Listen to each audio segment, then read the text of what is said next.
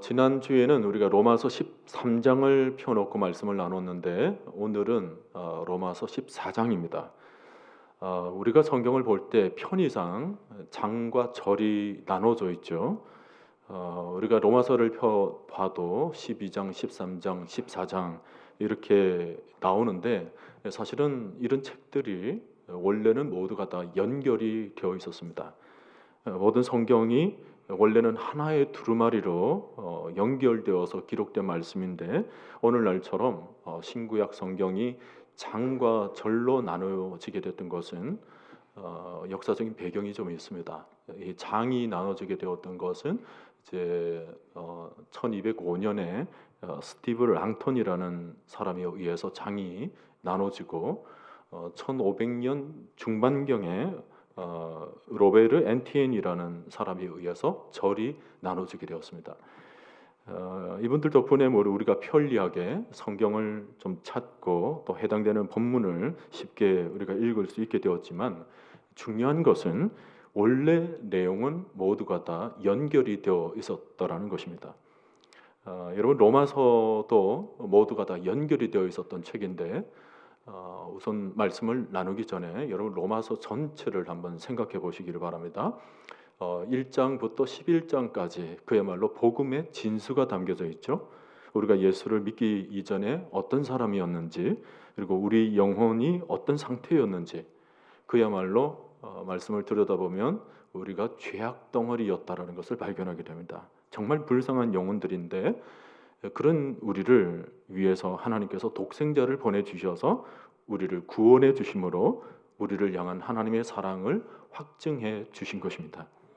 그리고는 이제 우리는 더 이상 옛사람으로 살아가는 것이 아니고 새로운 피조물로 살아가는 것입니다. 그러므로 이제 그리스도 예수 안에 있는 자에게는 결코 정죄함이 없나니 이는 그리스도 예수 안에 있는 생명의 성령의 법이 죄와 사망의 법에서 너를 해방하였습니다. 우리 모두가 하나님의 자녀가 되었고 또 그런 우리를 향한 하나님의 사랑은 높음이나 깊음이나 다른 어떤 피조물이라도 우리를 주 예수 그리스도의 사랑에서 끊을 수 없다라고 로마서는 분명히 말씀하고 계시죠. 그리고 이런 복음을 다른 사람이 아니라 로마 교인들, 그러니까 지금까지 신앙생활을 잘해왔던 그리스도인들이 다시 듣고 또 들어야 한다고 사도 바울이 강조를 하고 있습니다. 특히 동족인 유대인들이 이런 복음을 꼭 들어야 한다고 눈물로 호소를 하고 있죠. 자, 그리고는 이제 로마서 12장으로 넘어오게 되면 이렇게 우리가 구원을 받은 우리가 어떻게 공동체 생활, 신앙생활을 해야 할지를 구체적으로 말씀을 하고 있습니다. 로마서 12장 1절 2절 말씀.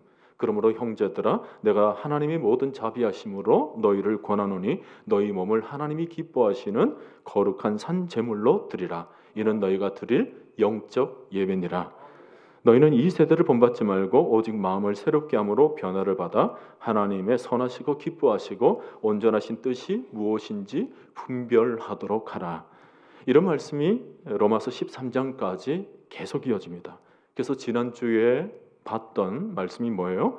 우리가 빛의 갑옷을 입자라는 것이었습니다. 하나님의 나라는 종말론적인 시간으로 지금 흘러가고 있습니다. 마지막 때가 점점 다가오고 있는 거죠. 그러니까 우리가 지금 종말의 때를 살아가면서 우리는 빛의 갑옷을 입고 어둠과 방탕과 술 취함과 온갖 죄악들을 사오면서 종말의 때를 우리가 잘 준비를 해야 된다는 말씀이 지난주 로마서 13장의 말씀이었습니다. 자, 그렇게 하고는 오늘 14장에 와서 바울이 지금까지 얘기한 말씀에 덧붙여서 너무 중요한 얘기를 하고 있습니다. 지금까지 바울이 전한 메시지들을 가만히 보면 정말 주옥 같은 말씀입니다. 그 말씀대로 우리가 살아 드릴 때 하나님께서 정말 기뻐하시고 그 말씀을 온전히 우리가 순종할 때 너무나도 영적으로 아름다운 공동체를 우리가 만들어갈 수가 있죠. 얼마나 귀한 일입니까? 그런데 문제는 우리가 한 교회 공동체를 이루다 보면 그 속에서 주의 말씀을 잘 순종하는 사람들이 있는가 하면 어떨 때는 믿음이 아직 부족하거나 연약해서 주의 말씀을 온전히 따르지 못하는 사람들이 혹 있게 된다는 것입니다. 자, 그럴 때 그 사람들을 그런 분들을 우리가 어떻게 대할 것인가 라는 문제를 이 로마서 14장에서 다루고 있는 거예요. 사실 그렇지 않습니까? 우리가 지금까지 들었던 말씀은 너무 좋은데 교회 안에서 이런 말씀에 간혹 부합하지 못하는 성도들을 보게 되었을 때 우리가 어떤 마음을 가지게 될 것인가? 너무 중요한 문제인데 결론부터 말씀을 드리면 그런 영혼들을 볼 때마다 그를 말씀의 기준에 비추어서 비판할 것이 아니라 그를 용납해주고 수용해주는 모습도 우리에게 있어야 한다는 것입니다. 여러분 오늘 본문을 살짝 한번 보세요. 사실 내용적으로 보면 우리가 얼마나 많이 들어왔던 말씀입니까? 제가 특별히 설교를 하지 않아도 여러분께서 이미 오늘 주신 말씀이 어떤 의미인지는 이미 명확하게 알고 있으리라 생각을 합니다. 신앙생활을 하면서 서로 용납하고 수용해야 된다는 말씀, 그리고 서로 비판하지 말고 진리의 문제가 아니면 서로가 서로를 좀 받아주어야 한다. 아마 이런 내용은 지금까지 여러분들이 너무나도 많이 들어왔던 말씀일 것입니다. 그런데 그럼에도 불구하고 문제가 뭐냐면 들어도 우리가 잘 실천하지를 못하고 있더라는 것입니다. 우리 안에 아직도 옛자의 본성이 그대로 남아있기 때문에 이게 정말 어렵게 여겨지는데 우리 안에 성령께서 정말 강하게 역사해 주시기를 정말 간절히 기도하며 들어야 될 말씀입니다. 여러분 용납과 수용의 문제, 이게 우리의 신앙에 있어서 얼마나 중요한지 아마 경험적으로 여러분들이 금방 이해를 하고 있으리라 생각을 합니다. 최근에 한국 교회 성도들 중에는 가나안 성도들이 굉장히 많아졌다고 합니다. 여러분 가나안 성도가 어떤 의미인지를 아시죠? 가나안 거꾸로 하면 안나가 성도입니다. 그러니까 하나님을 믿기는 믿습니다마는 그러나 교회는 나가기 싫다라는 거예요. 왜 그런가 물어봤더니 교회에서 상처를 너무 많이 받았다라는 것입니다. 사람들이 이런저런 말을 하면서 자기에게 상처를 주는 말을 듣게 되면서부터 교회에 나가기가 싫어졌다라는 거예요. 아마 여러분 중에도 지금까지 신앙생활을 하면서 교회 안에서 남으로부터 자신을 험담하는 말 때문에 지금까지 상처를 한두 번 혹은 그 이상 입어보신 분들이 적지 않아 있으리라 생각을 합니다. 여러분 오늘날 교회들이 정말 심각한 문제 중에 하나가 뭐냐면 교회의 공동체성이 굉장히 약화되고 있다는 것입니다. 교회 성도들이 하나가 된다라는 말씀은 들었지만 실제로 하나가 되는 것이 너무나도 어려운 거예요. 각자 생각이 다르고 느낌이 다르고 감정들이 너무 다른 거예요. 그러다 보니까 교회 안에서 한 마음이 되어서 뭔가 큰 일을 이루어낸다라는 것이 정말 어렵습니다. 여러분 교회가 정말 교회다움을 되찾기 위해서는 오늘 말씀을 정말 잘 들어야 합니다. 이제 우리 사회도 점점 다문화로 흘러갈 것입니다. 인구 절벽으로 우리나라 인구가 급감하면서 이제 우리 사회는 외국인을 수용하지 않으면 안 되는 구조가 되어가고 있습니다. 자, 다문화 사회에서 제일 필요한 것이 뭘까요? 바로 수용하는 마음입니다. 자연스럽게 나와 다른 문화를 포용하고 수용하는 모습이 우리에게 있어야 한다는 거죠.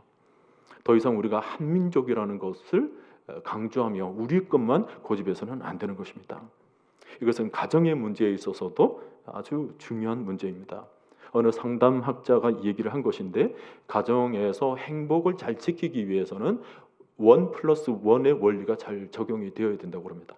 이것은 마트에서 하나 덧붙여서 하나 더하기로 판매하는 그런 수준이 아니라 가정 안에서 원래 시작은 사랑으로 시작했죠. 일로 시작을 했습니다. 근데 오늘날 모든 가정들이 참 어려움을 느낄 때마다 부족한 것이 뭐냐면 사랑에다가 덧붙여져야 될 또 하나의 일이 사라지고 있기 때문에 오늘날 가정들이 그렇게 어려움을 느끼고 있다라는 거예요. 그 하나가 뭐냐면 바로 포용해주고 수용해주는 마음이라는 거예요. 서로 지금까지 다른 문화 속에서 자란 사람이 이제 만나서 한 가정을 이루게 되었을 때 서로가 서로에게 지금까지 자라온 다른 문화를 포용하고 수용해주지 않으면 아름다운 가정을 만들어내기가 어렵게 된다는 것입니다. 자, 여러분 보세요. 지금 가정도 그렇고 교회도 그렇고 지금 우리 사회도 그렇고 왜 우리에게 용납하고 수용하는 마음이 있어야 하는지를 우리가 적지 않게 지금 경험을 하고 있습니다. 여러분 하나님 나라는 넓은 마음의 나라입니다. 옳은 사람만 모여져 있는 것이 아니고 비록 연약하고 부족하지만 주의 나라를 이루어가는 하나님의 백성으로 지금 더불어 살고 있는 거예요. 때문에 우리 모두는 모든 사람들을 품어내는 아주 넓은 마음을 가진 하나님 나라를 늘 지향해 나가야 되는 것입니다. 그래서 저는 오늘 설교 제목에 나와 있는 것처럼 하나님 나라를 바다를 닮은 나라라고 생각하고 있습니다. 저는 바다를 볼 때마다 정말 바다는 하나님 나라를 닮았다라는 생각을 가질 때가 많습니다. 이장근 씨가 쓴 바다는 왜 바다일까라는 동시가 있습니다. 이분은 학교 선생님이신데 정말 어린아이와 같은 마음으로 이렇게 동시를 지었습니다. 이게 참 발음에 유의를 해서 드려야 되기 때문에 제가 여러분들에게 시를 그대로 원문으로 보여드리면서 한번 읽어보겠습니다.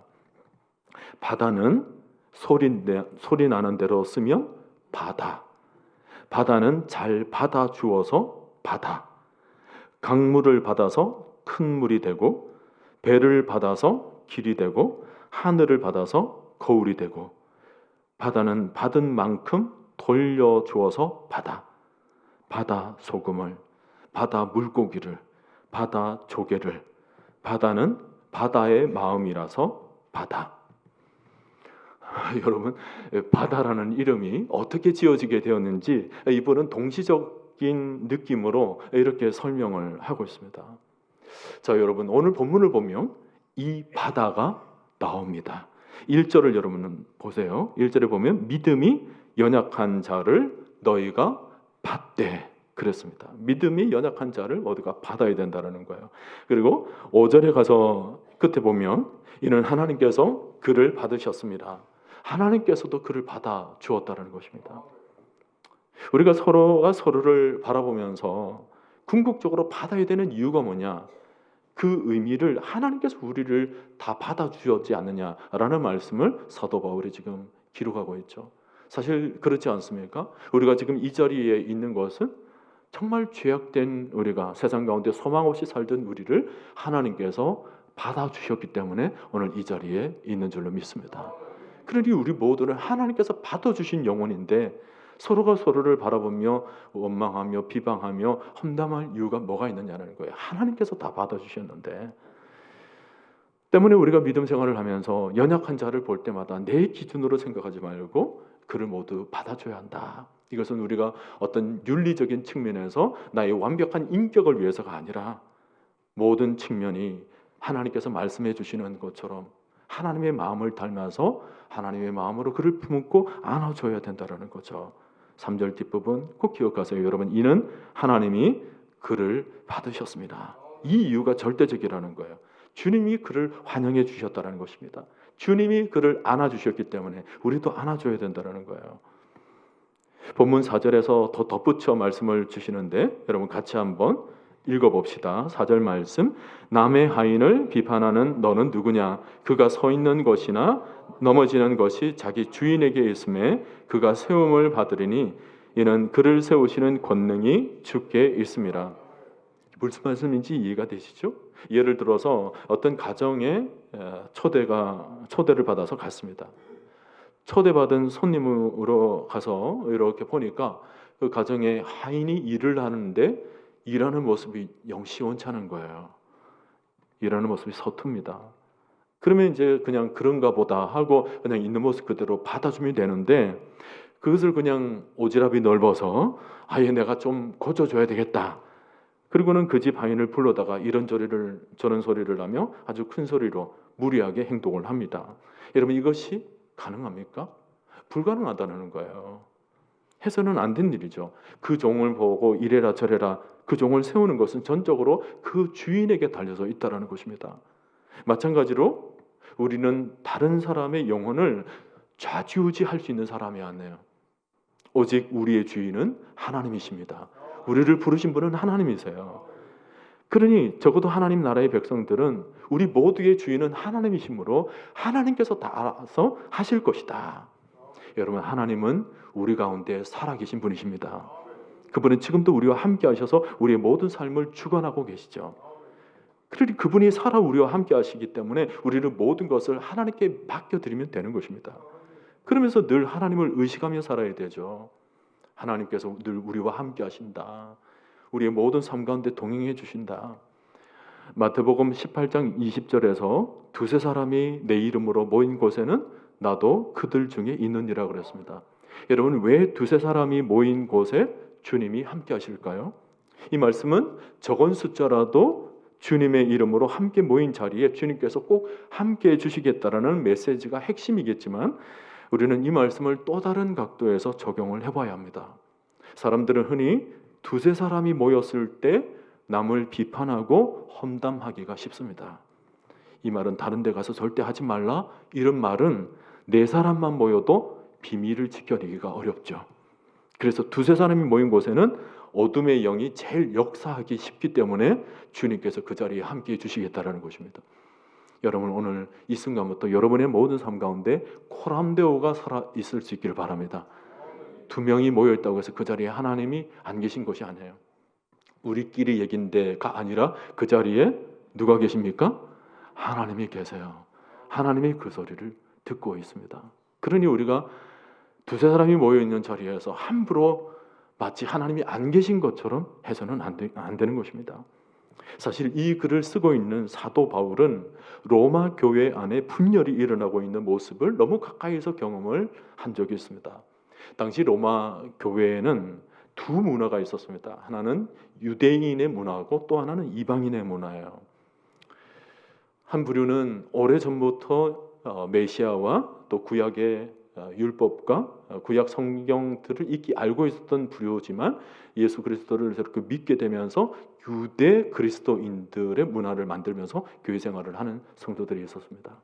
그리고 또 한 부류는 하나님에 대해서 일찍이 알지를 못했어요. 그냥 이방 문화 속에서 살던 사람이었는데 그가 복음을 듣고 처음으로 예수를 영접해서 교회에 와서 함께 하나님을 찬양하며 예배를 드렸던 부류의 사람들이 있었던 것입니다.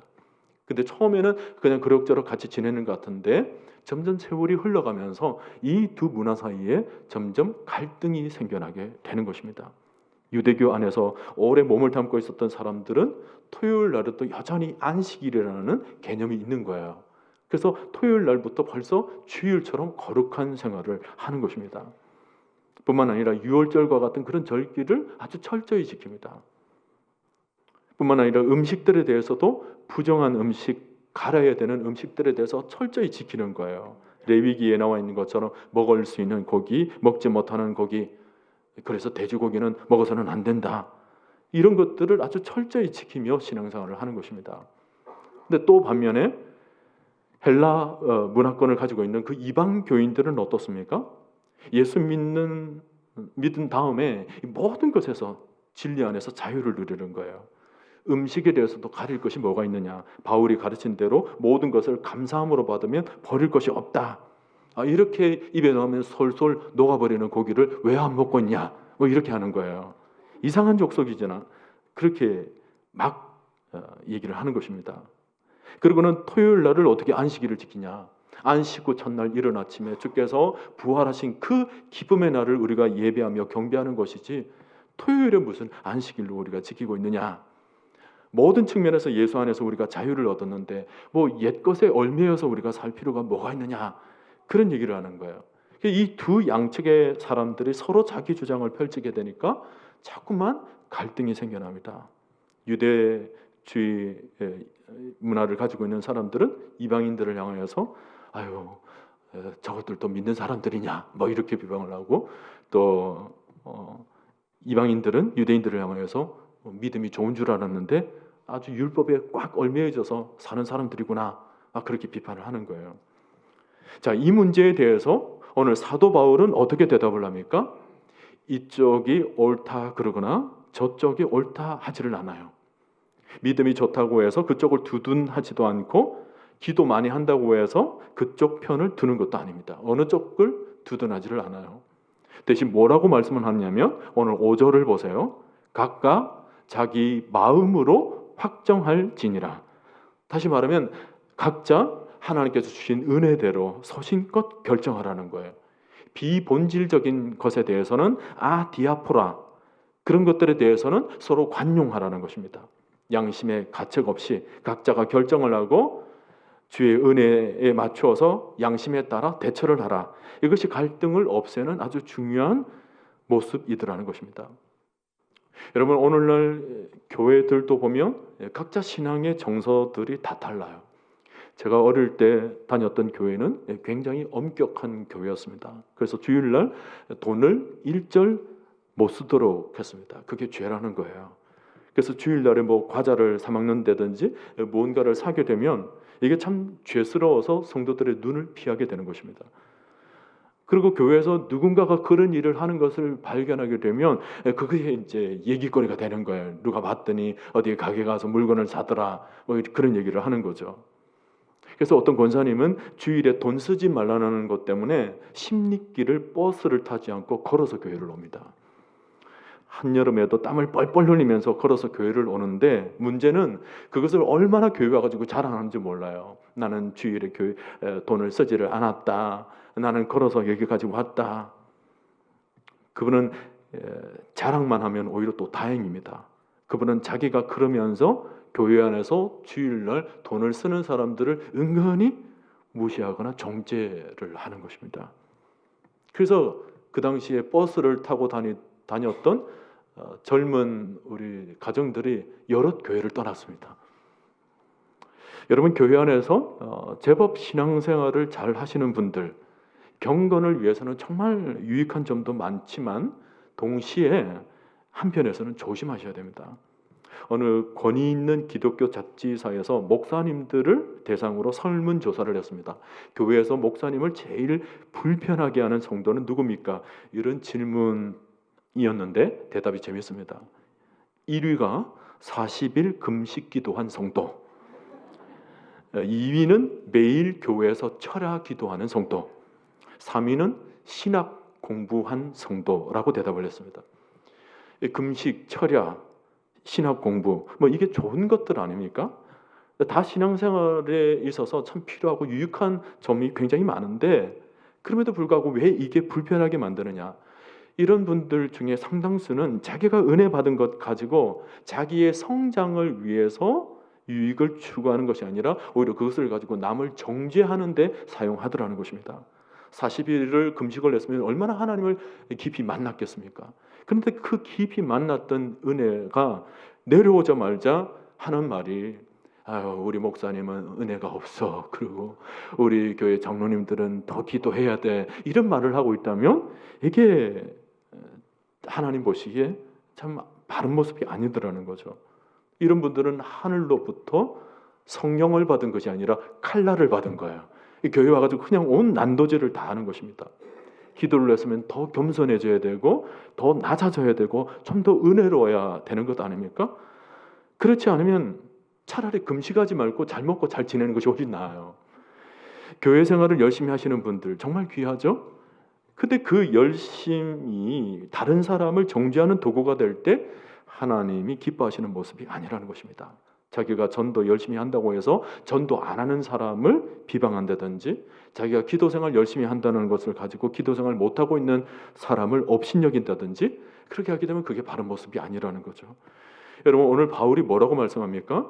교회 안에서 진리의 문제가 아니면 이렇게 한다고 해서 죄 짓는 것이다 그렇게 말을 해서 안 되고 저쪽을 선택했다고 해서 더 거룩하다 그렇게 말을 해서도 안 되고 어떻게 하든지 이렇게 하든 저렇게 하든 모두가 자기 양심에 따라서 신앙 양심을 하나님의 말씀에 기초해서 각자 주께서 주신 은혜대로 또 믿음의 분량대로 결정할 일이다.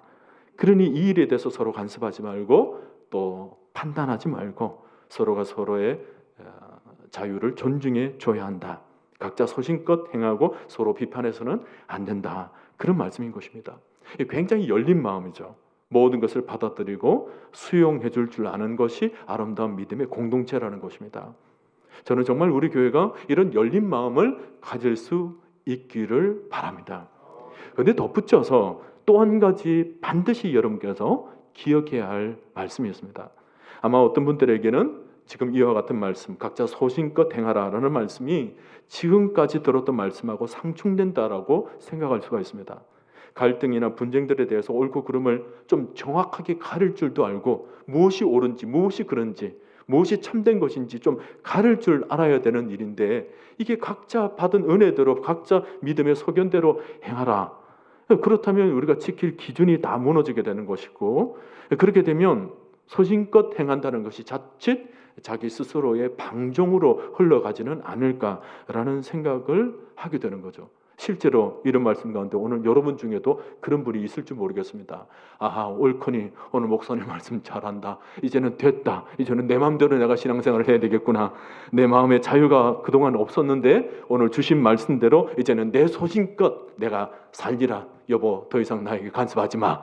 이렇게 생각하실 분이 혹 계실지 모르겠습니다. 오늘 말씀을 그렇게 적용을 하시면 말씀을 잘못 받은 것입니다. 자칫 우리의 삶을 마음대로 행하게 하는 방종으로 오늘 주신 말씀이 아니에요.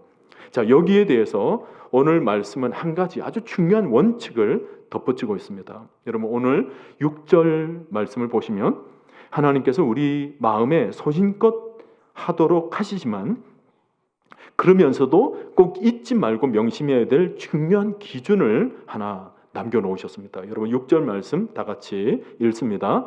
나를 중히 여기는 자도 주를 위하여 중히 여기고 먹는 자도 주를 위하여 먹나니 이는 하나님께 감사하며 먹지 않는 자도 주를 위하여 먹지 아니하며 하나님께 감사하느니라. 자, 여러분, 이 한 구절 안에 계속 반복되고 있는 말이 뭡니까? 주를 위하여라는 것입니다. 그러니까 하나님의 백성들은 모든 행동의 기준이 뭐냐면 주를 위하여라는 거예요. 주를 위하여 살든지 죽든지 먹든지 마시든지 모든 것이 주를 위한 삶이 되어야 된다는 것입니다. 무슨 나를 지키든지 안 지키든지 그것도 그 기준에 뭐가 있냐면 주님을 위한 삶인가 아닌가를 점검을 하라는 거예요. 주일날 돈을 주고 버스를 타도 이것이 주를 위한 삶이라면 가능하다라는 거죠. 주일날 뭔가를 사도 주를 위한 것이라면 할 수도 있다라는 것입니다. 주일이라 할지라도 주를 위하여 물건을 사야 될 일이라면 가능할 수도 있다라는 거예요. 근데 또 반대로 주일날 그렇게 물건도 사러 다니고 분주하게 준비하고 그렇게 하다가 주일날 예배에 집중하지도 못하고 예배를 드리면서 또 끝마치고 난 뒤에 내가 뭘 사러 가야지 그런 생각에만 집중하고 있고 그런 마음의 경우에는 어때요? 그럴 경우에는 토요일날 다 준비를 해놔야지 바로 거룩하게 하나님께 예배를 드리는 날 그거에 사로잡혀가지고 온전하게 예배를 드리지 못하고 있느냐. 그럴 바에는 주일날 돈을 쓸 것이 아니라 토요일날 다 준비를 해놔야 된다. 그것이 주를 위한 삶이다 라는 것입니다. 여러분 이해를 하시겠습니까? 주를 위한 일이 무엇인가 그것이 기준이 된다는 거죠.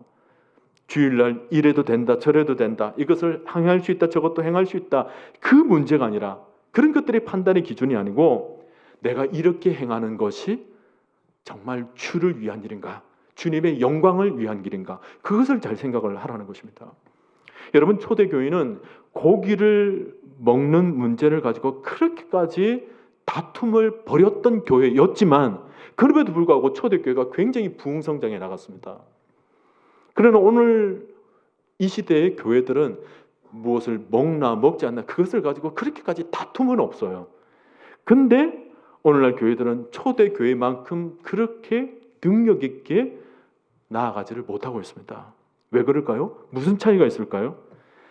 가장 큰 이유는 가장 큰 차이점은 초대교회의 성도들은 뭔가를 보고 다툼이 있지만 그들 마음속에는 다시 새롭게 세워지게 된 선명한 기준이 있었다라는 거예요. 주를 위하여 사도 바울의 가르침을 그대로 적용하는 거죠. 내가 이것을 안 먹는다. 주를 위하여서 나는 안 먹을 것이다. 옳다라는 것입니다. 나는 이것을 먹어도 주를 위하여서 먹고 힘을 내어서 주를 위하여서 더욱 살 것이다. 그러면 가능하다라는 것입니다. 사도 바울의 가르침을 그대로 적용해서 주를 위하여라는 이 명제가 초대교회는 살아있다라는 것입니다. 그런데 오늘날 우리 시대의 성도들은 모든 삶에 있어서 주를 위하여 이것이 허물어져 있더라는 거예요. 내가 먹는 부분에 있어서도 내가 이것이 먹는 문제에 있어서 정말 주를 위한 것인가? 그 신앙의 중심이 많이 흐트러져 있더라는 것입니다. 여러분, 여러분들의 삶도 한번 점검해 보시기를 바랍니다. 내가 지금 모든 삶의 중심에 주를 위한 삶이 있는가? 내가 가정을 이루어도 그렇고 내가 직장을 다녀도 그렇고 내가 먹어도 심지어 내가 건강을 오래 유지해서 장수하겠다는 그 마음 중심에도 그렇고 오직 주를 위한 마음이 있는가? 내가 주님의 영광을 돌리고자 하는 마음이 있는가? 여러분 스스로를 한번 점검해 보시기를 바랍니다. 해마다 연말이 되면 연예인들이 시상식을 합니다. 무슨 영화제니 무슨 연예 대상이니 이런 시상식을 하는데 그 시상식에서 꼭 그 연예인들 중에 그렇게 고백을 하시는 분이 있어요. 이 모든 영광을 제일 먼저 하나님께 돌립니다. 영광을 하나님께 돌립니다. 그 얘기를 해요. 여러분, 그게 쉬운 일일까요? 쉽지 않을 겁니다. 지금 TV를 통하여서 모든 방송이 집중되고 있고, 그리고 자기를 좋아해 줬던 팬들 중에도 기독교에 대해서 안티적 성향을 가지고 있는 사람들이 분명히 있을 겁니다. 그런데 그럼에도 불구하고 그분은 마이크를 대고 모든 사람들이 보는 앞에서 이 모든 영광 하나님께 올려드립니다 라는 얘기를 하는 거죠. 내심은 연예인이기 때문에 조금은 걱정은 됩니다만은, 그러나 우리가 배울 점이 뭐예요? 분명히 저의 삶 중심에는 하나님의 영광이라는 것이 있구나. 비록 연예인이 되어서 사람들에게 인기를 얻는 직업이라 하더라도, 자기의 그 고백이 설령 팬들이 떠나가는 일이 된다 할지라도 그의 마음 중심에는 뭐예요? 나는 하나님을 위해서 살아간다. 주를 위해서 살아간다. 그 마음 중심이 있더라는 것입니다. 사랑하는 성도 여러분, 오늘 말씀에서 우리 중에 누구든지 자기를 위하여 사는 자가 없고 자기를 위하여 죽는 자가 없도다. 사도 바울은 우리를 굉장히 높게 평가를 하고 이런 성경을 기록해 나왔습니다. 우리 모두의 중심에 자기를 위하는 것이 아니고 주를 위해 살아드리는 마음 중심이 다 있지 않느냐, 그런 말씀을 지금 하고 있는 거죠. 저는 여러분들이 참으로 그렇게 되기를 축복합니다. 여러분들이 공부를 열심히 해도 그 공부의 목적이 주를 위한 것이 되시기를 바랍니다. 여러분들이 돈을 열심히 벌어도 주를 위하여, 성공을 하여도 주를 위하여, 자기 자신을 위한 것이라면 아무 의미가 없어요. 전도서에 기록된 것처럼 이 세상에 그 어떤 것을 이루더라도 그것이 자기를 위한 것이 된다면 인생이 그토록 허망해진다라는 것을 전도서에서 말씀을 하고 있죠. 우리가 아이를 기르더라도 어릴 때부터 무슨 공부를 열심히 해라, 정직해라, 좋은 습관을 가져라, 여기까지 가르쳤다면 아직 중요한 한 가지를 놓치고 있는 것입니다. 반드시 인생의 목적을 가르쳐야 돼요. 내가 공부하는 것은 너 자신을 위해서만 필요한 일이 아니고 주를 위한 일이란다. 하나님 나라를 위한 일이란다. 네 지금의 수고가 나중에 장차 하나님의 나라를 위해서 귀하게 쓰임을 받게 될 거야. 인생에 있어서 가장 궁극적인 목적을 가르쳐야 한다는 것입니다. 오늘 8절 말씀, 우리가 살아도 주를 위하여 살고 죽어도 주를 위하여 죽나니 그러므로 사나 죽으나 우리가 주의 것이로다. 하나님, 내 생명도 주님의 것입니다. 나의 모든 삶이 주님의 것입니다. 주의 영광을 위한 것입니다. 여러분, 이런 고백을 하는 자에게 어떻게 입술 가운데는 주의 영광보다는 자기의 감정, 자기의 생각에 맞춰서 할 수가 있겠습니까? 우리는 우리의 모든 몸과 마음, 우리의 모든 언어 생활이 하나님의 영광을 위해 쓰여질 수 있기를 바랍니다. 우리의 마음으로 하나님께 영광을 돌리고 또 입술로도 하나님께 영광을 돌리고 우리의 모든 삶으로 하나님께 영광이 되도록 힘써야 할 것입니다. 진리냐 비진리냐 하는 이 구원에 관한 본질적인 문제만 아니라면 우리는 서로 불쌍히 여기며 포용해 줄 수 있어야 되는 것입니다.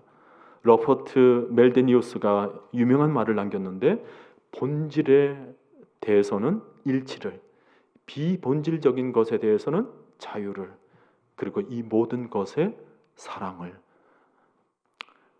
여러분, 우리 교회는 이제 새롭게 리모델링 될 것입니다. 우리가 늘 기도하는 내용이 뭐죠? 단순하게 외형만 새롭게 되는 것이 아니라 우리의 마음, 우리의 영혼도 새롭게 되기를 원하나이다. 우리 모두가 정말 영혼과 우리의 속사람이 새롭게 지어지기 위해서 그 첫 번째로 되어져야 될 일이 뭐냐면 오늘 주신 말씀처럼 마음의 문을 넓히는 것입니다. 앞으로 우리 교회에 정말 많은 영혼들이 찾아올 거예요. 교회가 새롭게 리모델링이 되면 주변에 30, 40 정말 젊은 세대들이 우리 교회를 와서 함께 예배드리며 주의 복음을 들으며 구원을 얻게 되는 역사가 일어날 줄로 믿습니다. 그런 많은 영혼들이 우리 교회로 찾아오게 되었을 때 그런 가정들을 보며 우리가 가져야 될 마음이 뭘까요? 정말 별의 별 가정들이 다 있을 겁니다. 다른 신앙 문화를 가지고 있는 사람, 다른 환경을 가지고 있는 사람들이 막 찾아오게 될 거예요. 우리는 지금까지 우리 교회에서 수십 년 동안 같은 문화, 같은 환경 속에서 지내왔지만 또 다른 문화, 또 다른 환경 속에서 오는 성도들을 우리가 맞이하게 되었을 때 우리가 어떤 마음, 어떤 열린 마음으로 그들을 맞이할까? 그들 중에는 믿음이 많이 연약해져 있는 성도들도 있을 것이고, 믿다가 낙심해져 있는 성도들도 있을 것이고, 믿다가 상처 입은 사람들까지, 그런 영혼이 찾아올 때 정말 우리가 진리의 문제가 아니라면 모든 영혼들을 우리가 수용하고 포용해주며 그들의 문화를 인정해주며 세워주며 같이 더불어 살아가는 아름다운 영적 공동체를 만들어 가야 할 것입니다. 또 새로운 영혼들뿐만 아니라 우리 주일학교 다음 세대들에 대해서도 마찬가지입니다. 우리 다음 세대들은 정말 우리와 다른 문화 속에서 지금 자라고 있습니다. 우리가 진리의 문제가 아니라면 그런 그들의 문화를 인정해주는 기성세대의 태도가 필요한 거예요. 영혼들이 주님을 만나는 일에 있어서 내가 가진 마음의 장벽 때문에 교회 공동체를 오히려 담벽을 높게 만들고 공동체의 분위기를 어둡게 만든다면 결코 주님께서 기뻐하시는 일이 아니라는 것입니다. 오늘 여러분 마음속에 있는 마음의 장벽들이 주의 복음으로, 주의 성령으로 다 낮아지고 허물어지게 되기를 바랍니다. 우리 모두는 서로가 더불어서 함께 어우러져 나가는 거예요.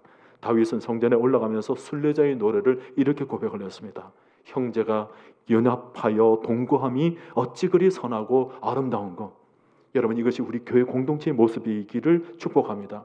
형제가 서로 연합하고 함께 어울려 지내는 모습이 어찌 그렇게 선하고 아름다운지, 이것을 노래하며 예배를 드렸다라는 거예요. 여러분, 우리 교회가 그런 예배를 드려야 하는 것입니다. 모든 성도들에서 서로에 대해서 모두가 다 열린 마음이 있어야 돼요. 어떤 면에서는 나 스스로 나 혼자 신앙생활을 하고 있는 모습도, 어떤 면에서는 그가 잘못된 것이 아니라, 교회 공동체가 잘못된 것이 아니라 내가 나 스스로 나의 마음의 장벽을 지금 놓고 있지는 않은지 우리 스스로를 점검해 볼 필요가 있어요. 사랑하는 성도 여러분, 지금 우리 안에 있는 성령은 사랑의 영이십니다. 위로의 영이시고 연합의 영이세요.